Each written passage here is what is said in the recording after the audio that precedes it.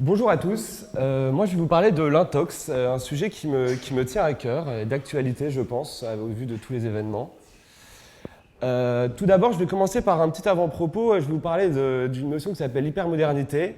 C'est le climat ambiant en fait, et c'est un peu le rapport au temps. Et le rapport au temps en ce moment pour nous tous, il est en train de changer. Le passé, ou la fin des traditions qui alors étaient célébrées jusqu'ici, depuis les années 70, est maintenant vécu un peu sous le signe de la crispation. Du coup, on observe un peu la prolifération d'un discours type « c'était mieux avant ».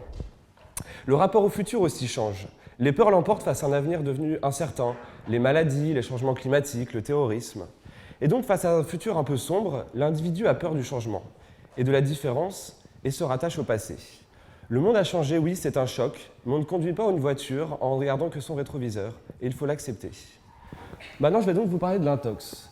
L'intox, qu'est-ce que c'est? Le Larousse nous dit c'est une mise en condition des gens visant à imposer des idées ou à exercer sur eux une influence qui diminue leur sens critique. Cette définition, finalement, elle est d'une précision militaire. Que signifie-t-elle? Elle nous apprend que l'intox est une fin et un moyen.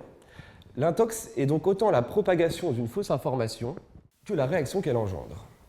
Elle cherche avant tout une réaction de la personne intoxiquée, un partage, une violence, une haine, un truc du genre. Et elle diminue aussi le sens critique. C'est-à-dire que l'intox, en fait, elle ne va pas poursuivre une remise en question. On ne débat pas, en fait, une intox.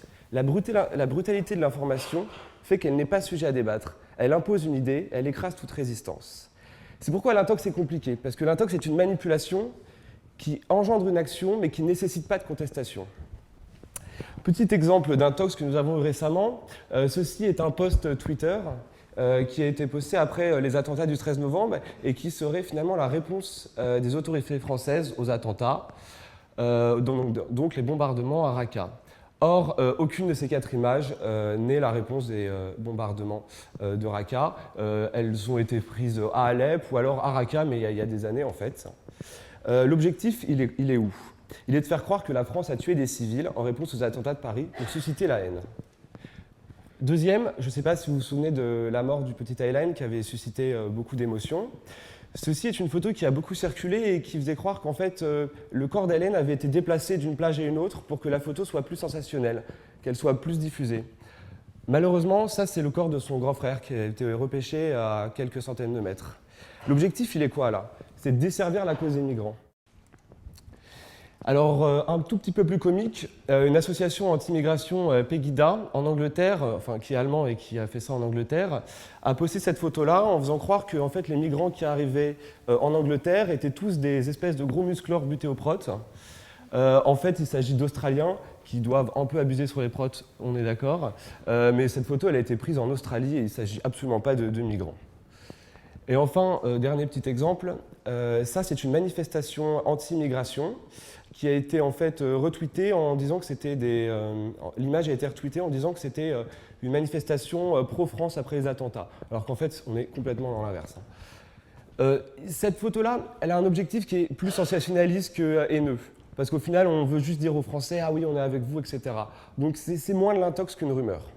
Et la différence elle est quand même assez forte. Donc maintenant je vais m'attarder sur les causes de l'intox. Il existe 3 causes majeures à l'intox. La première pour moi, c'est la mort des métarécits. Les métarécits, c'est un peu les récits qui nous structurent notre civilisation. En France, ça va être l'église, l'école, la famille.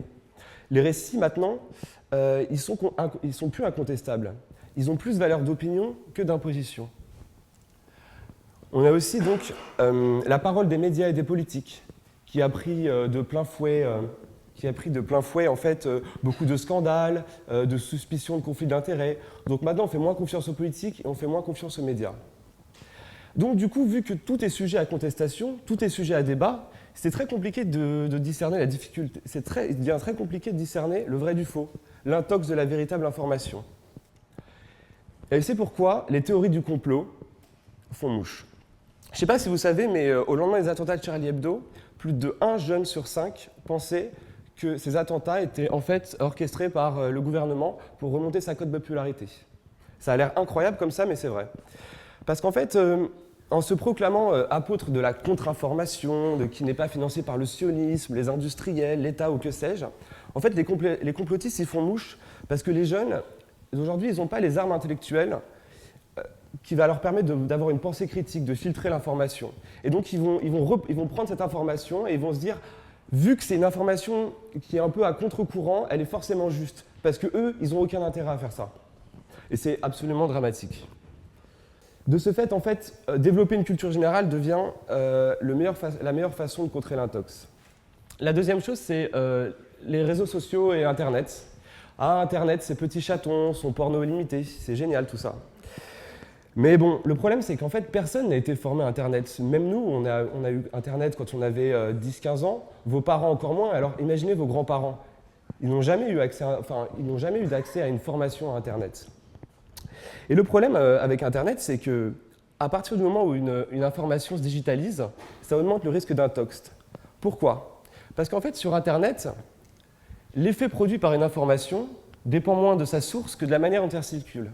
Je m'explique. Une fausse information qui va être retweetée 10 000 fois sur Twitter, vous allez peut-être la prendre pour vraie, alors qu'un post du Monde, qui est un site sérieux, va passer inaperçu et on pensera plus que c'est faux. Donc en fait, dans la société d'aujourd'hui, je pense qu'il y a une question qui se pose, c'est la question de la source. Alors qu'on vit dans une société où tout le monde s'improvise média, tout le monde s'improvise journaliste, peu de personnes ne s'imposent en fait la première règle du journalisme, qui est de toujours vérifier ses sources. Et c'est important, on a tous une responsabilité face aux informations que nous diffusons.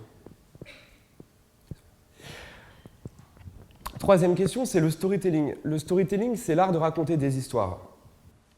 En fait, c'est un peu Thucydide contre Homère, la vérité contre la fiction.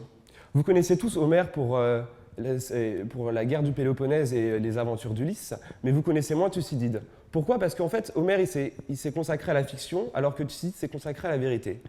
Et bien, 3000 ans après, c'est toujours la même chose. Les gens retiennent très très bien les histoires, mais pour ce qui est des faits, c'est un peu plus compliqué.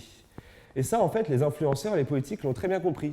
Donc ce qu'ils font, c'est qu'ils vont piocher des morceaux d'histoire, ils les mettent, des morceaux de vérité, ils les mettent dans des histoires et ils déforment un peu tout. Ils vous servent ça sur un plateau télé ou sur Twitter, et vous y croyez. Et c'est ça, en fait, la vrai problème de nos sociétés politiques actuelles, c'est qu'on a tendance, malheureusement, à ne pas checker ce que nos politiques disent. Et tout ça, pourquoi? Pour attirer votre attention et pour glaner des voix. Donc maintenant, je vais vous faire l'autopsie d'une intox en particulier que j'ai trouvée absolument sordide. C'était en 2011, dans une sortie de collège à La Roche-sur-Yon.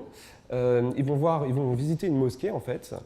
Jusqu'ici, tout va bien. L'islam, comme toutes les religions, est au programme des collèges. Sauf qu'en fait, certains groupes d'extrême droite ont vu cet article de Ouest France et ils ont flairé le petit côté amalgame facile. Et donc, ils ont retweeté l'information, ils ont reconstitué une histoire, mais cette fois-ci, en y ajoutant un truc essentiel, la preuve. Et la preuve, comme souvent sur les réseaux sociaux, c'est l'image qui l'apporte. Voici la photo qui a été diffusée. Ah bah oui, c'est sûr que voir ces petites têtes blondes en train de prier face à la Mecque dans une mosquée, ça fait un peu plus peur aux Français moyens. Et c'est normal. Mais en fait, cette photo-là, elle a été prise en Angleterre. Elle n'a rien à voir avec l'histoire originale. Et pourtant, cette photo, elle a circulé pendant des semaines.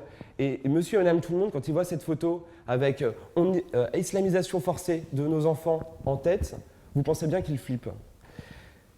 En fait, cette photo, elle traduit cette autopsie, en fait, cette intox, elle traduit plusieurs choses. La première, c'est que l'image est devenue une preuve. Or, avec Photoshop, désormais, l'image est devenue une preuve. Or, avec Photoshop, désormais, vous vous rendez compte que ça ne peut pas être le cas. La deuxième chose, c'est que ces groupes d'extrême droite ont en fait une obsession pour l'islam, et il y a un discours xénophobe sous-jacent et qui est nourri perpétuellement. La troisième, c'est qu'il y a une véritable défiance envers les institutions, et surtout l'école. Et l'école, c'est pas n'importe laquelle des institutions, c'est celles où vous confiez vos enfants, en fait.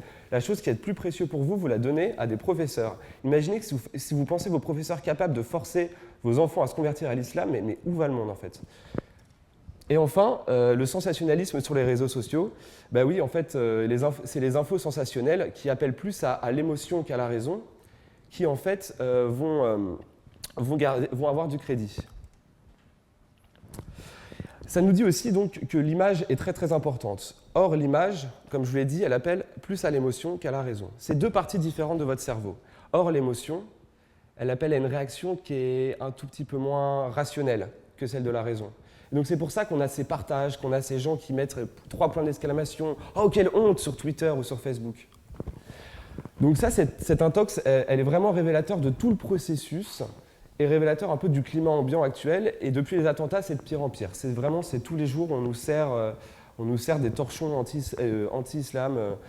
Et le problème, c'est que vous ne faites pas forcément partie de ces réseaux de diffusion, mais il y a des gens qui reçoivent ça tous les jours. Parce qu'en plus, les algorithmes de Facebook et Google sont faits pour qu'on vous serve les choses qui vous intéressent. Donc en fait, ces gens, ils sont entre guillemets enfermés dans une bulle qui est très très dramatique. Mais je ne vais pas vous laisser en chien quand même, hein, je suis un mec sympa. Je vais vous apprendre à combattre l'intox.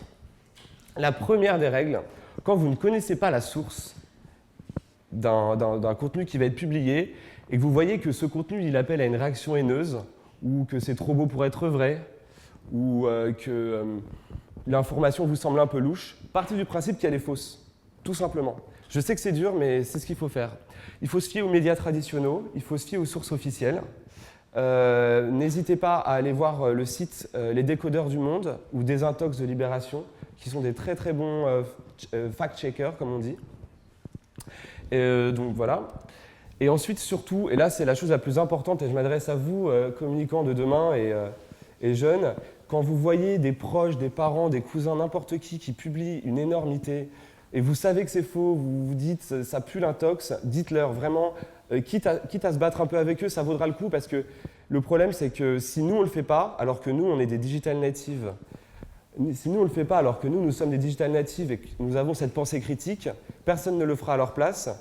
Et en fait, l'intox, ça va être effet boule de neige. Et comme je vous l'ai dit, la manière dont circule l'information, c'est plus le flux que le fond, que la source. Donc toutes ces informations-là, elles vont devenir de plus en plus grandes. Elles vont prendre plus de place dans le débat public et la xénophobie va prendre encore plus de place. Voilà, j'espère que ça vous a plu. C'est la fin de ce talk.